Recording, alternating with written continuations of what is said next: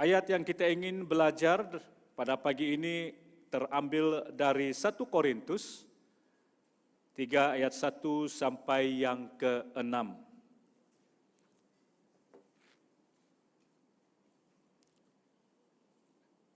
Dan saya dan kita bersama membaca daripada bahagian ini yang saya petik, yang saya ambil daripada bahasa Malaysia ya. Ini terjemahan bahasa Malaysia.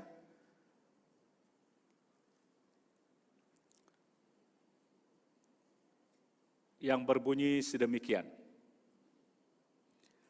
Adakah kami memuji diri?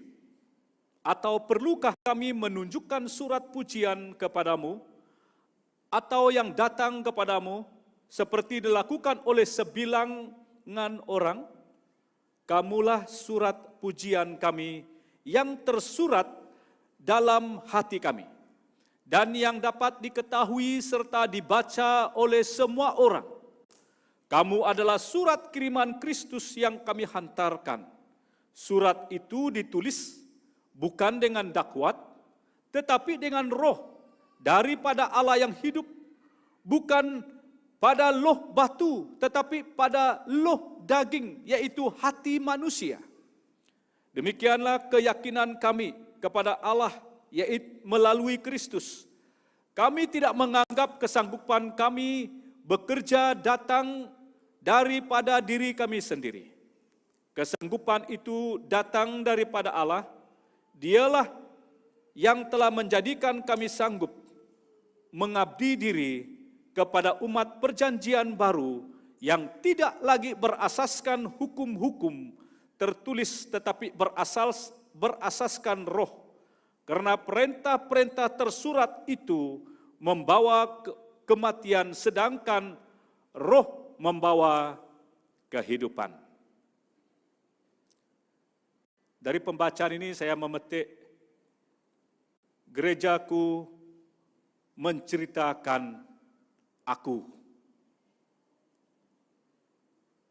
Ini ungkapan dan pesan yang boleh kita katakan ucapan Tuhan Yesus. Dia mengatakan, gerejaku menceritakan aku.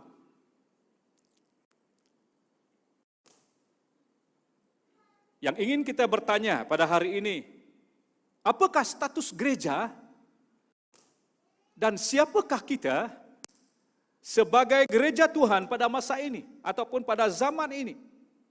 Apatah lagi kalau kita ingin mengetengahkan siapakah gereja Tuhan yang ada pada ketika ini, khususnya pada sempena pemilihan ataupun berkempen ini. Kalau kita melihat kondisi dan keadaan, siapakah kita, siapakah gereja kita yang kita lihat, kita perhatikan pada hari ini. Hari ini pelbagai kisah yang kita tahu mengenai gereja.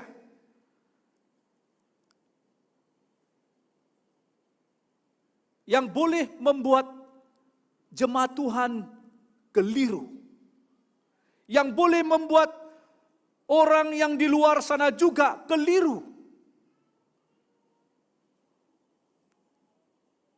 Mereka tidak mengetahui apakah itu gereja yang dikatakan gereja Tuhan, apakah itu yang dikatakan gereja yang berasaskan kebenaran Tuhan, ataupun ianya diperhatikan palsu.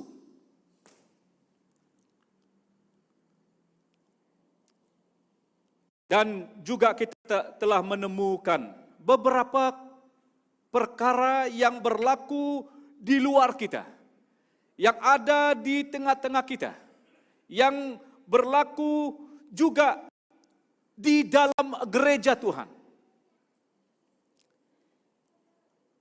Pada pagi ini tadi saya telah mendapat satu WhatsApp yang message yang orang ini telah berdoa sekian lama untuk beberapa komuniti, dan pada hari ini dia telah menyatakan kita terus berdoa untuk gereja Tuhan yang ada di dalam kawasan kami, yang kami telah menemui ada beberapa perkara yang berlaku di tengah-tengah kami. Ada roh-roh yang menguasai kehidupan gereja, pemimpin-pemimpin gereja, dan juga anak-anak Tuhan. Ianya begitu ketara sekali. Kalau bahasa Lun Bawang, roh semingon. Apa itu semingon? Roh yang suka merajuk. Itu dia. Roh yang suka merajuk. Tidak ada tugas pelayanan, merajuk. Wah, ini bagaimana ini boleh terjadi? Dan dia katakan bagaimana perkara-perkara itu. Daripada itu ada roh biasanya kita katakan roh tinggi hati, tetapi dia katakan roh yang tinggi pikirannya, berpikir lebih tinggi. Dia mau supaya jemaat Tuhan melakukan sesuatu yang seperti yang dia inginkan. Bukan daripada hatinya, tetapi daripada pikirannya. Wah, ada juga roh yang memikir seperti itu. Ada berbagai roh yang menguasai gereja. Sehingga gereja itu tidak menceritakan ataupun memberitahu kepada orang-orang di sekitar mereka bahwa ianya adalah gereja yang hidup, gereja yang benar, gereja yang menunjukkan bahwa itu adalah gereja Tuhan. Dan ini beberapa contoh gereja yang kita menemui di akhir zaman. Gereja itu menceritakan tentang community ataupun persekutuan orang yang percaya Tuhan. Itulah sebabnya satu pengertian yang dikatakan gereja setan. Lalu orang memberi penjelasan, gereja itu tetap gereja.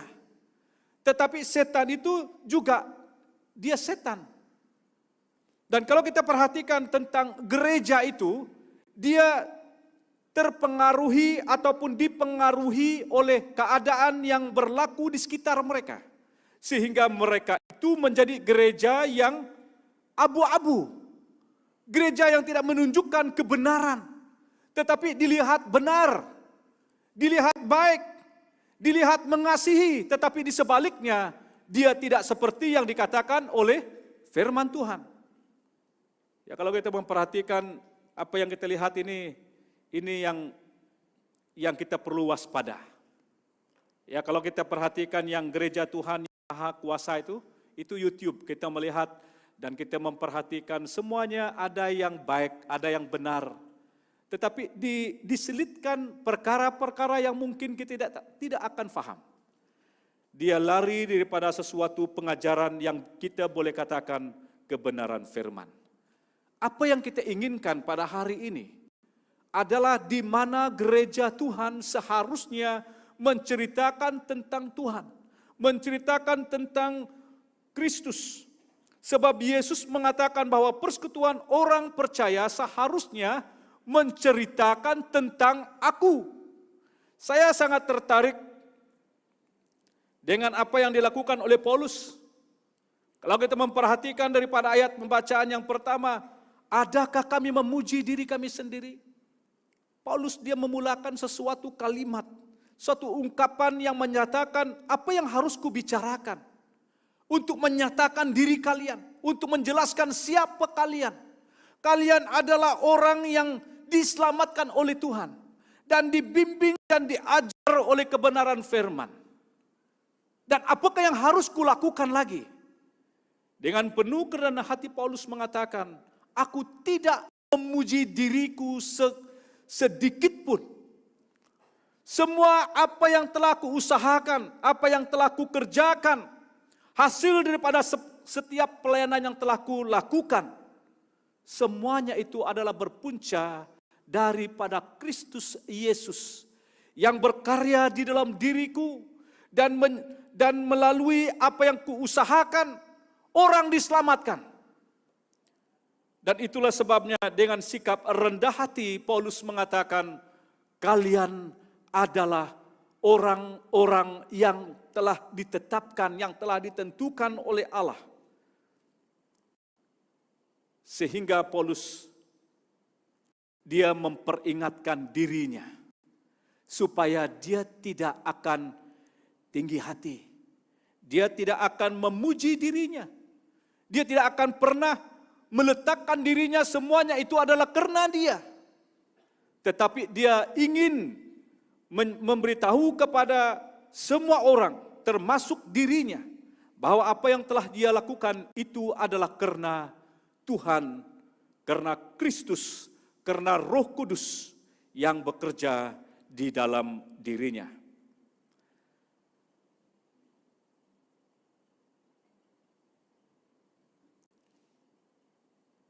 Yang sangat tertarik dengan apa yang dijelaskan oleh para penafsir, menyatakan Paulus ini dia berpendapat bahwa sudah semestinya dia menyatakannya dengan tulus hatinya terhadap mereka. Khususnya bagi beberapa jemaat di Korintus yang berusaha mereka ingin menghancurkan Paulus. Tetapi Paulus kita mengetahui bahwa Paulus ini dia tidak gila hormat. Dia memiliki sikap hati yang tulus, sikap hati yang benar. Dia berhati-hati supaya jangan terlalu meninggikan dirinya sendiri, melainkan dengan memberi pujian kepada Allah. Dan Paulus di sini dia menjelaskan kepada jemaat di Korintus bahwa mereka sebagai umat Tuhan, sebagai pelayan Tuhan, dia menekankan, dia memberitahukan kepada mereka bahwa mereka berfungsi dan juga tugas mereka sebagai pelayan Kristus ataupun pelayan Injil. Dan apa yang ditekankan oleh Paulus juga, kalau kita melihat dalam teks ini ya, dalam ayat yang berikutnya, dia menjelaskan tentang keuntungan, apakah faedahnya yang diperoleh orang yang hidup di bawah Injil dibandingkan mereka yang hidup di bawah hukum Taurat. Di sini Paulus dia menjelaskan kepada jemaat di Korintus merupakan pujian yang sesungguhnya baginya itu adalah sesuatu yang merupakan kesaksian, yaitu jemaat di Korintus. Mereka itulah yang merupakan pujian baginya. Sehingga mereka menjadi kebanggaan Paulus. Demikian juga untuk saya dan Anda pada hari ini. Kita ingin melihat daripada bahagian ini, siapakah kita yang dimaksudkan oleh Paulus. Sangat indah sekali kalau kita melihat daripada 2 Korintus. 2 Korintus pasal ayat yang kedua ya. 2 Korintus pasal yang ketiga ayat yang kedua. Kamulah surat pujian kami yang tersurat dalam hati kami dan yang dapat diketahui serta dibaca oleh semua orang. Surat pujian yang tertulis dalam hati kami. Dia mengatakan kamu adalah surat pujian. Definisi istilah surat membawa arti kertas yang kosong yang ditulis. Segala sesuatu tertulis dikeluarkan dengan gulungan. Bermaksud di sini dia melibatkan ada penulis atau ada orang sebagai juru tulis atau kiriman kertas yang ditulis yang mengandung inti ataupun kabar ataupun berita yang boleh kita melihat daripada arti kata surat adalah sarana komunikasi untuk menyampaikan informasi tertulis oleh semua pihak kepada pihak lain dengan tujuan memberitahu maksud pesan daripada si pengirim. Informasi yang diberikan di dalam surat merupakan pengantar, pemberitahuan, tugas, permintaan, perjanjian, pesanan, juga merupakan perintah, laporan, dan putusan. Selain itu juga surat juga dapat berisi peringatan, berisi teguran, berisi penghargaan. Dan di sini menurut Paulus, kalau kita perhatikan menurut Paulus, kamu adalah jemaat di Korintus yang merupakan surat pujian yang tertulis dalam hati kami sebagai rasul. Surat pujian yang dikatakan dalam arti pernyataan memuji. Ianya lebih kepada istimewa pujian yang luar biasa yang dikatakan surat pujian. Surat pernyataan ataupun pujian yang luar biasa. Karena Tuhan di dalam hidup mereka yang juga merupakan surat yang tertulis dalam hati kami sebagai Rasul Kristus. Itulah sebabnya Paulus berkata, kamulah kebanggaan kami. Mereka adalah buah jerih lelah para rasul. Maka mereka merupakan surat perkenalan yang hidup dari para rasul. Yang boleh kita katakan surat rekomendasi. Yang menjelaskan bahwa mereka ini adalah orang yang kami kenali. Mereka adalah surat pujian kami. Mereka tertulis di dalam hati kami. Dalam arti yang kita boleh katakan, mereka berhuni di dalam hati kami, di dalam batin kami sebagai para rasul. Surat ataupun mereka tersurat di dalam hati para rasul dan dibawa oleh para rasul kemana-mana. Disatukan sehingga tidak dapat dipisahkan karena mereka di dalam hati para rasul. Itulah sebabnya Paulus berkata, apakah aku perlu pergi ke sana? Apakah aku perlu menyatakan kepada dunia, siapakah kalian? Tetapi kalian itu adalah merupakan surat pujian yang tertulis di dalam hati kami. Yang walaupun kami tidak membicarakannya dan memberitahukan kepada dunia bahwa mereka ini adalah umat Tuhan, tetapi mereka sedang diperhatikan. Mereka sendiri yang mengungkapkan dan menceritakan kepada orang lain bahwa itulah surat yang dimaksudkan Paulus. Mereka tersurat telah ditulis ataupun tertulis. Ia memaklumkan apa yang dimaksudkan oleh, yang ditekankan oleh Paulus di sini. Bahwa mereka ada di dalam nia. Diumpamakan surat yang ditulis oleh Paulus dikeluarkan sebagai gulungan yang mengandungi berita baik. Kesaksian inilah yang paling membuat bersukacita, membuat kita paling berharga baginya. Mereka tertulis di dalam hatinya dan surat ini dapat dipakai bila-bila masa sahaja. Tidak kira waktu bila dan di mana. Karena surat itu dapat diketahui. Karena surat itu dapat dikenali. Karena surat itu dapat dinilai ataupun dibaca oleh semua orang.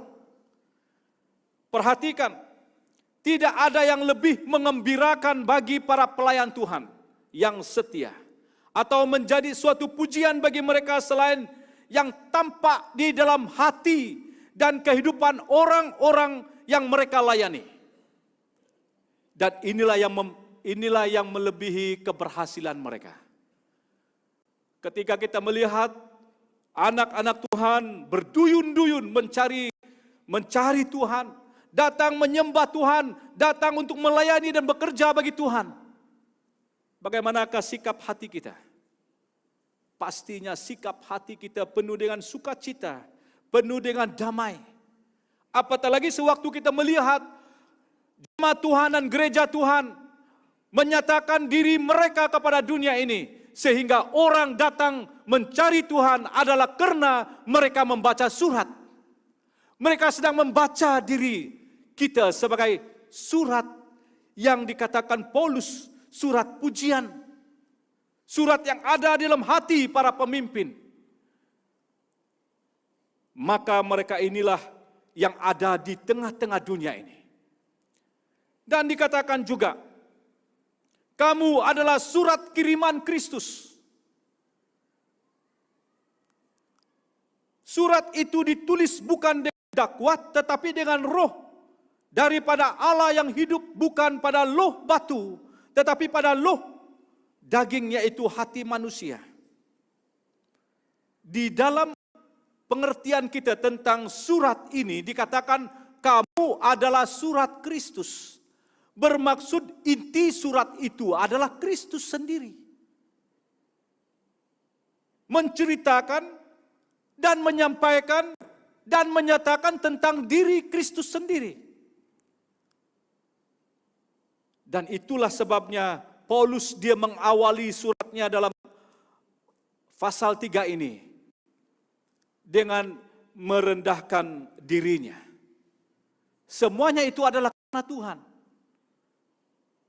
Mereka adalah semua orang yang percaya kepada Kristus atau gereja Tuhan seharusnya adalah merupakan surat Kristus yang dimaksudkan oleh Paulus tadi, yang ada di dalam mereka.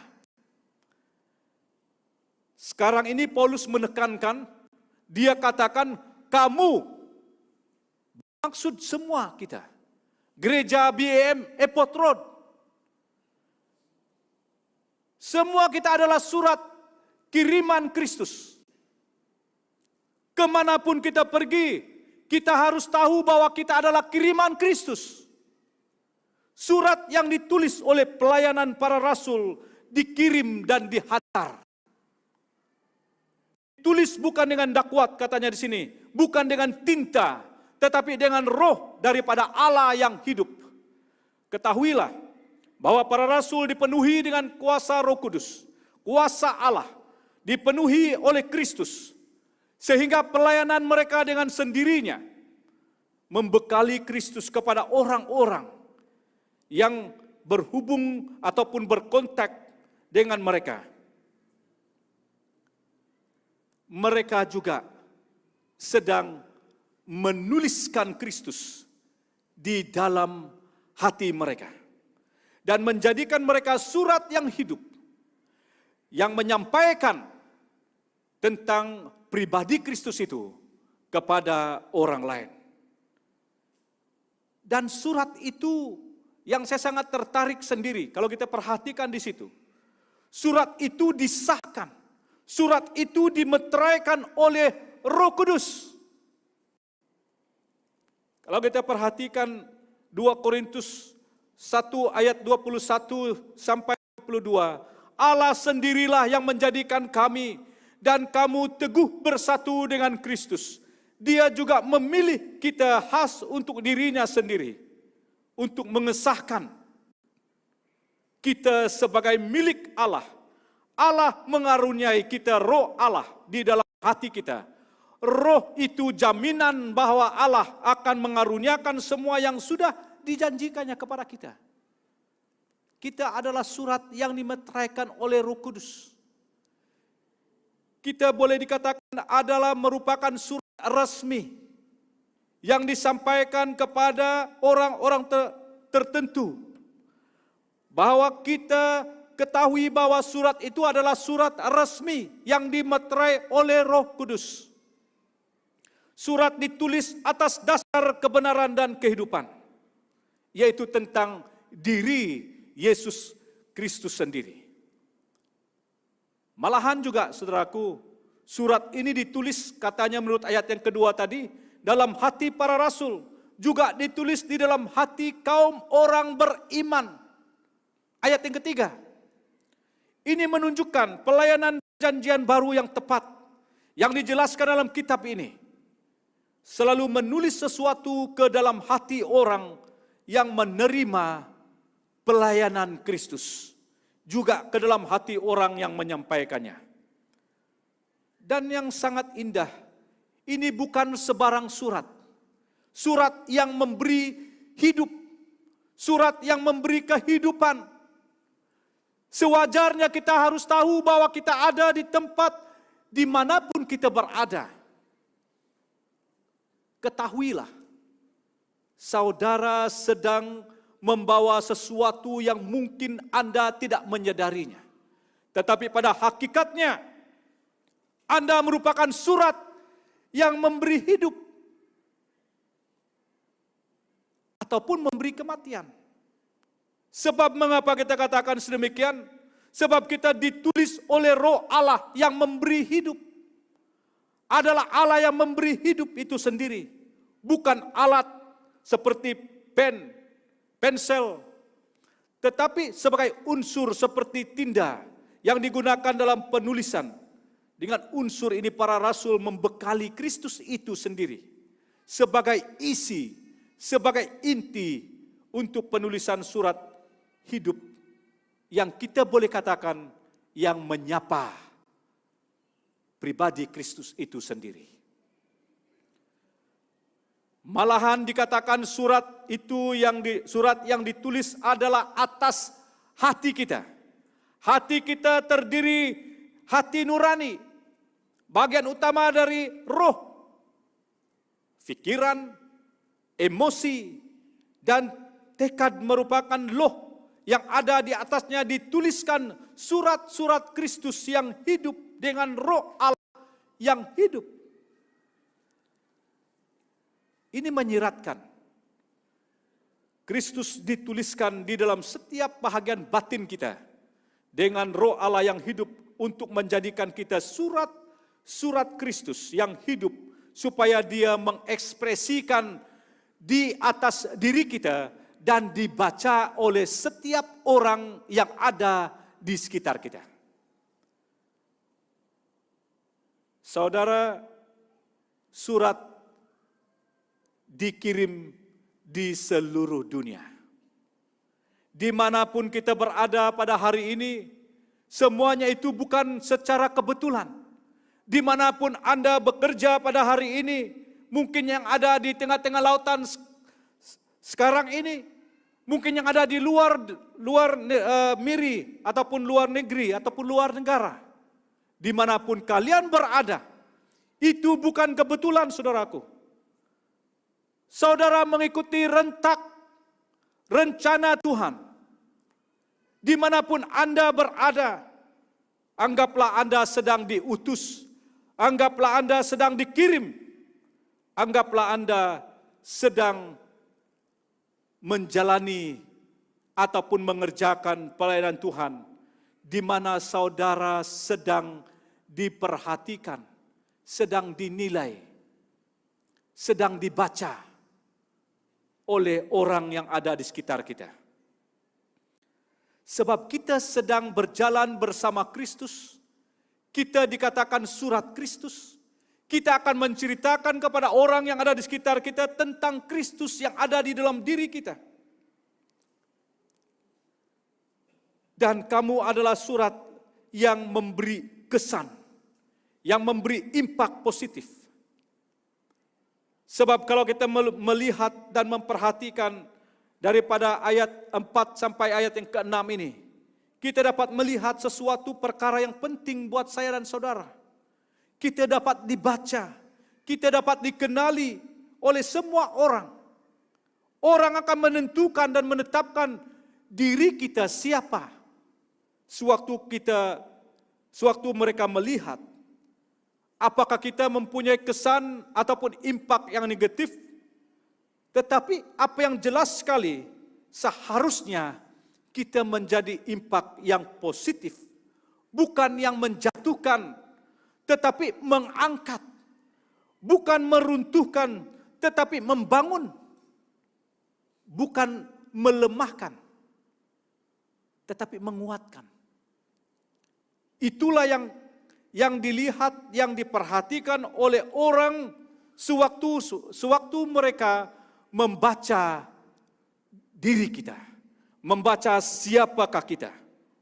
Orang yang menilaikan kita daripada sikap kita, daripada sifat kita, daripada perbuatan kita, daripada perkataan kita. Apakah semuanya itu mencerminkan Kristus? Apakah kita sedang menceritakan Kristus? Sebab kita adalah surat kiriman Kristus. Saudaraku, kalau kita melihat daripada bahagian ini, daripada ayat yang keempat sampai yang keenam, kita menemukan beberapa perkara penting, di mana Kristus sebagai sumber keyakinan kita. Dan kita berada di suatu tempat, di lokasi yang mungkin kita tidak menyadari kita akan berada di situ.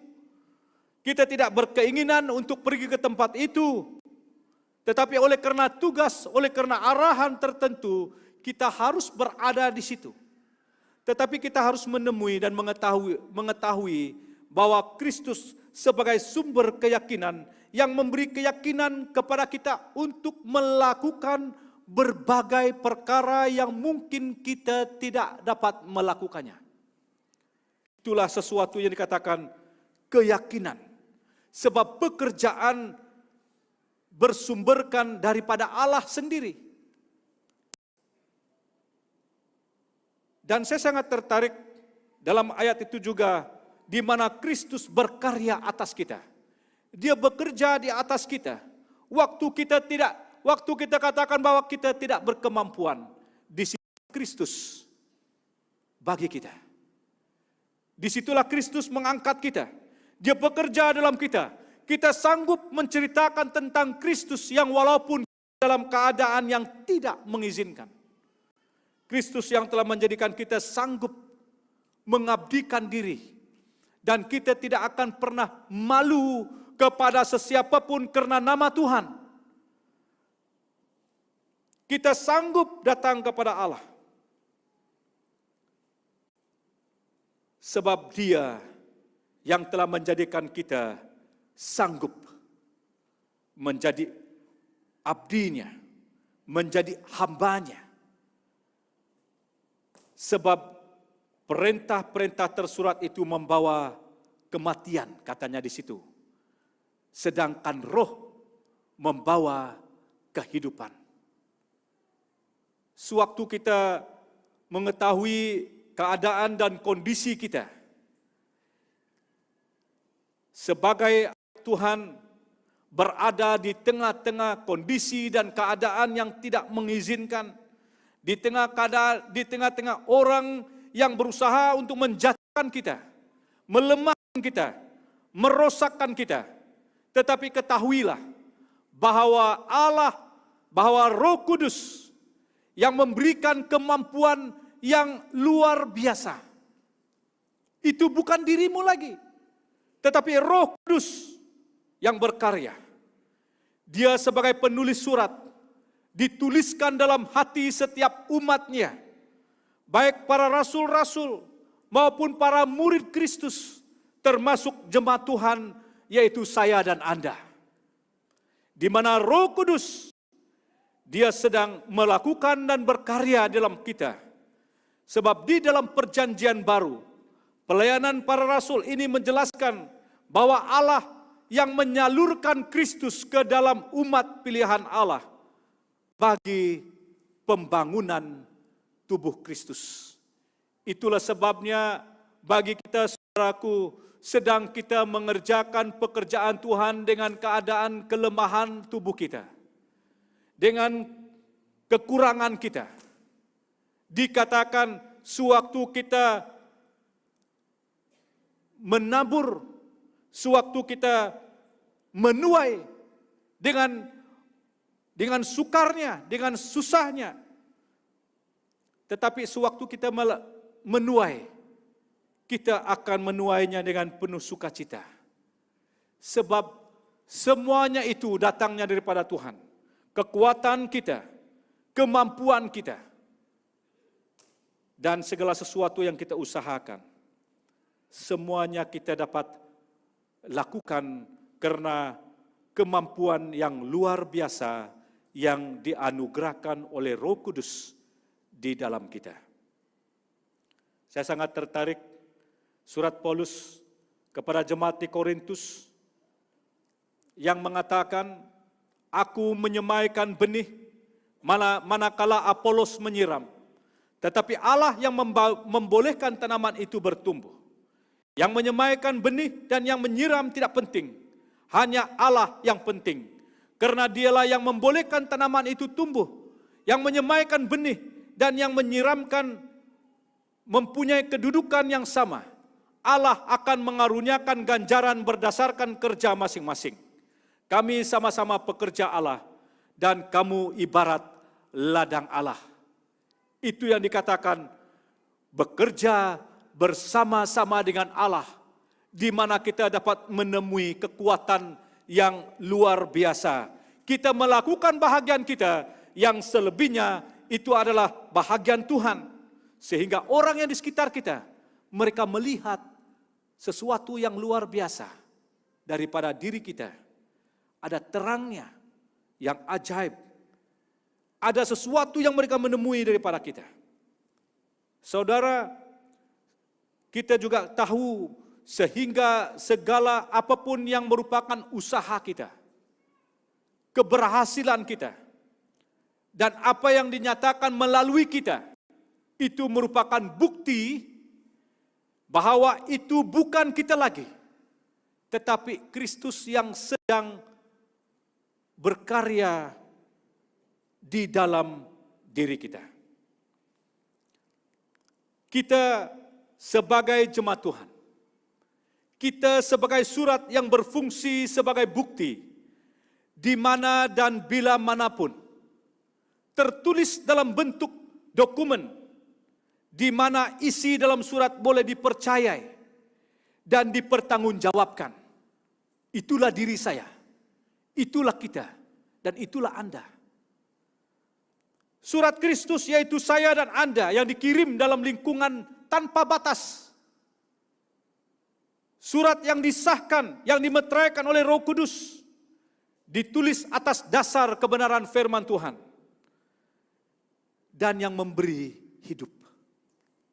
Saudara, apabila hati kita kembali kepada Tuhan, selubung itu akan disingkapkan. Dan kita akan menjadi impak yang besar.